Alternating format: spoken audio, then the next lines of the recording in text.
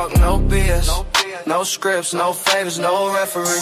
What they won't say, we address it directly. Street news, street politics, respect the integrity. Real talk, no BS. Real talk, no BS. No filters, no cap, no sensitivity. From the corner to the courts, it's the recipe. If it ain't real life, don't mention me. It's for the blocks where the cameras don't stay, where the truth get buried. What's the deal? What's the deal, man? Hey, man, a lot of content, a lot of things to cover. We ain't done. I told y'all, man, from the top to bottom, from start to finish. Hey, man, but real quick, man, hey, like, share, sub up, tell a friend, tell 10 more, do it again. Tag that notification bell so y'all don't miss any more videos, shorts, demonstrations, or any more updates on the Nolan Wells case again. Hey, look, hey, man, shout out to the contenters making the content. It's a great time to be in this content space, being able to show our natural and raw talent, right? I say that to say, shout out Willie D, man. OG really been BTA belt ass on this situation. And a lot of us have followed suit as well, applying that same BTA. And today we got him sitting down with a young lady. I'm not sure of her name. We're all going to learn that together. This is my first time seeing it. This is y'all first time seeing it. We're going to get into it. She expresses some things of what, you know, Horn Island was and what went on and what transpired. So we just going to get right into it, you know.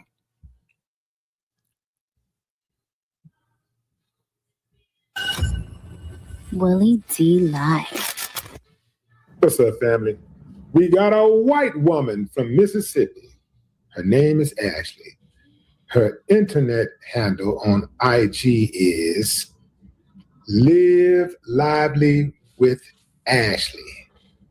And she got some valuable information, fam. I think all the white women should come to the front, and white men, y'all come on to the front. And well, everybody, just come to the front. Everybody come to the front. And listen to what she has to say. And y'all let me know if you think she's on point.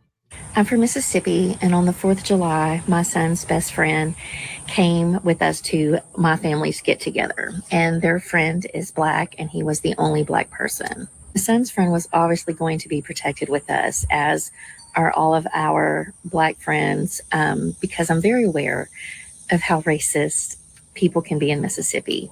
And I even told my kids before we left for my family's 4th of July thing that if anyone said anything racist, that they knew that their mama was going to speak up, say something, because I don't care who you are. I don't care if you're my own family. I'm going to call you out on your racist BS, and that we would immediately leave, because I'm not going to tolerate that ever. So my kids know that about me, but I also want to make sure that they know that we have to speak out no matter who it is. I don't care if it's family. People.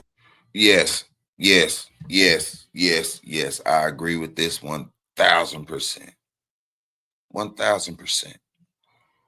If it starts at home, let's go. People come out and are saying you need to warn your kids about being the only Black person amongst a group of white people, especially in certain places around here. Very much so. I agree with it. I'm always telling my kids, if you are with your friends who aren't white and you're around any certain area and someone comes out saying racist stuff, you have to be the one that speaks up. You have to intervene. When my kids were little and they would go play basketball at another guy's house, his neighbor always hung a Confederate flag. And I would tell my boys, if y'all are set on playing basketball there at your friends, please know if that man ever comes outside of that house, you have to be the one to speak to him. Do not let your Black friends try to say anything, because you never know what that man might do to them. So as a white parent who is very aware of the racism here and everywhere, in most places, unfortunately, it is my job to make sure I educate my children, simply not on being not racist, but I want to teach them, and I do teach them, how to be anti-racist and how to use the privilege that they have as a white person around here to make sure that they're the ones speaking up and intervening to protect all their friends who aren't white. because they're going to be viewed differently than their black friends. And so they have to do that. They have to step in. So if you're a white person and you get offended by people saying, don't let your black children be the only black person going somewhere with a white family, we should not be offended. We should be very aware of what they have to deal with all the time. And it doesn't matter if we're the exception to that rule. We should understand where they're coming from and then also do our part to make sure we're educating our children on how to be better stewards of the privilege that they have, especially in these places. Hey man, real quick, man, real quick. I agree with what the lady's saying. I don't disagree with nothing that she's saying. Directly providing insight to the case itself, going into it, hearing it, I didn't really think, but we're gonna continue. You know what I mean? I don't know what else she's gonna say. Like I said, first for me, first for y'all, first for us. We're gonna dissect together. But you do got to be aware. I feel like if more people were aware of everyone, it'd be a doper place to be. It would be a much better place to be. You don't always have to be, I'm just going to say it, hey, YouTube, don't ding me. You don't have to be an ass all the time. For what? If there could be a common ground amongst us peoples, why that can't be? You gotta watch extra when your kids leave with certain people in a certain part of that's crazy, right? That's crazy. I gotta watch these people over here because they act a certain type of way. But these folks over here is all right. But then kind of find out later on down the line, there's some craziness over here too. Look, why? For what? We already do enough to this big rock that we sit on. We already do enough to it. Why do we got to beat each other up too? It's crazy work. There should be no reason why the nation didn't come together for this and make sure that this young man got the justice that he is deserved, what the family deserved. Like, make it make sense. Make it make sense. And now you got the white lady, up here saying it how it need to be said. And I stand behind it 2,000%. We're going to get back to this content, though. I just had to get I just had to get that off real quick. And to make sure that they're protecting their friends. So basically, if you're standing on shore and you see somebody drowning, you don't say, that's not my problem. You jump in and try to save them. Okay. I almost liken this to how we tell our girls and our women to, be careful how they, dress, right? Because some men won't be able to control their emotions. They might try to attack them or something like that. They're inviting trouble or whatever, right? If you put a black person around a racist white person, they're inviting trouble, right? Because the racist white person has a sense of entitlement that he can harm a black body just because it's a black body. It's a black person. There are people out there that feel like they got a birthright to harm black bodies. So the only reason why these dudes do what they do is because they get a pass from law enforcement. And the reason why they get a pass from law enforcement is because law enforcement itself is crawling with uncivilized mud racists. That's right. I said it. I know you. I studied you. All over America, law enforcement It is racism runs rampant throughout law enforcement. I'm talking about the highest levels of law enforcement. They're in law enforcement on every single level you can think of. They're in Congress. They're elected officials. Yeah. They're governors, they're senators, they're congressmen, they're congresswomen, they're city council members, they're on the school board, they're in the hospitals, they're doctors, they're nurses. They're in the convalescent homes. They're in the youth facilities. Basically, what OG is saying is, hey man, don't never get too comfortable. Please don't get too comfortable. Always be aware of your surroundings, where you are, what city you in, what's the history behind that city, what went on in that city before you decided to go there. Wherever you go, and that's for any of my people, any and all of my people.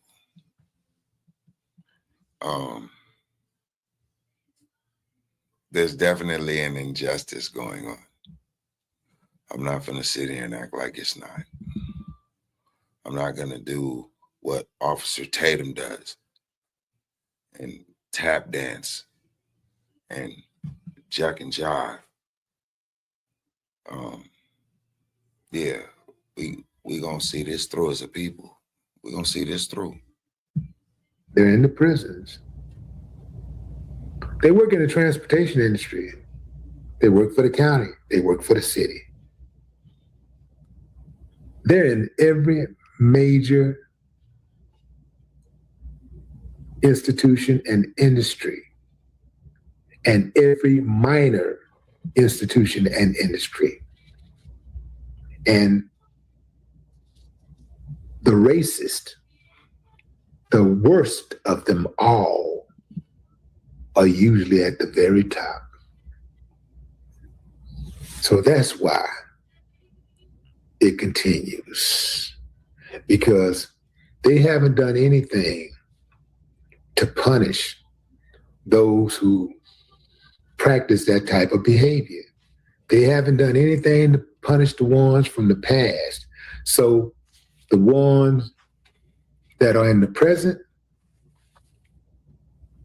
they continue the same behavior. If you want to stop it, you gotta punish them.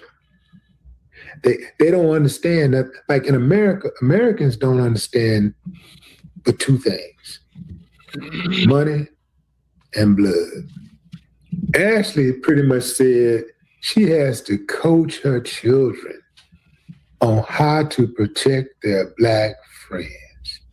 And you got white people out there who are upset that Black people are all over the internet warning young Black children.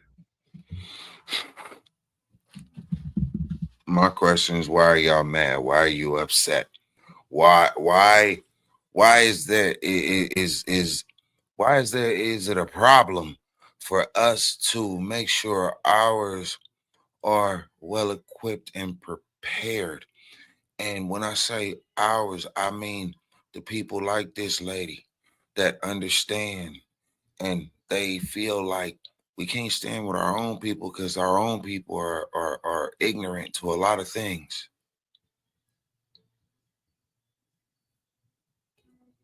And don't want to see it any other way. They would just rather be ignorant. So they sit with us, they talk with us, they understand, and they find out and say, oh wow, it's something good over there. There's something great going on over there.